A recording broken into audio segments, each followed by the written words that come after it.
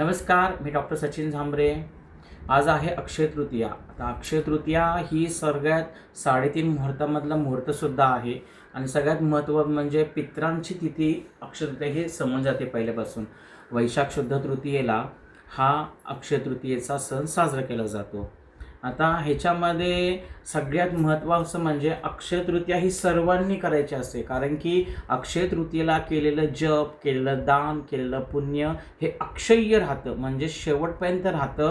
अक्षय म्हणजे जास्त वेळ, शेवटपर्यंत ते तुमच्याबरोबर राहतं, अक्षय्य राहतं. म्हणून ह्या दिवशी केलेलं जप, तप, होम, हवन हे तुम्ही अवश्य करा.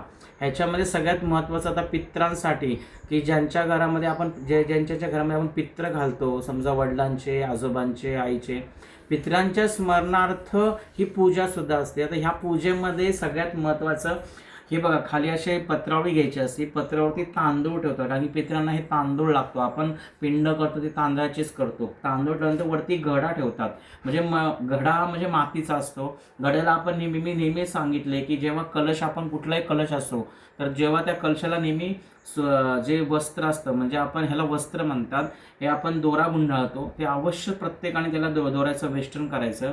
वरती आंब्याचं डणान 5 पानं ठेवतात आणि हा कुंभ पाण्याने भरतात आणि ह्याच्यावरती आंबा हा ठेवतात. एक द्रोण किंवा डिश किंवा ताटलीमध्ये आपण वरती आंबा ठेवायचा असतो.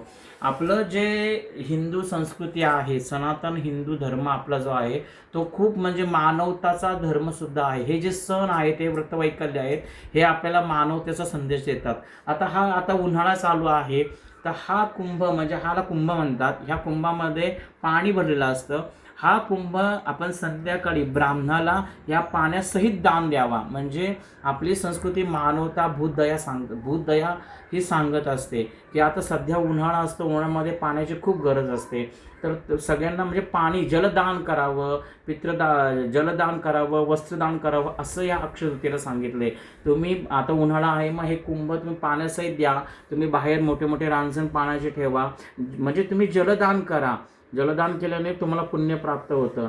आता ह्याच्यामध्ये आपण पितरांना नेहमी हे पांढरं गणगोळी आपण पितरांना वापरतो. ह्या बोटांनी, जे अंगठ्याचं बोट आहे, ह्यानेच पितरांना गंध लावतात. ह्या बोटांनी तुम्ही 4 दिशेंना त्याला पांढरा गंध लावायचं. जे अक्षदा म्हणजे पितरांना अक्षदा ह्या तिळाच्या जवळच्या असतात, तर काळे तीळ ह्या कलशावरती व्हायच्या, एक पांढरं फुल व्हायचं आणि नमस्कार करायचं.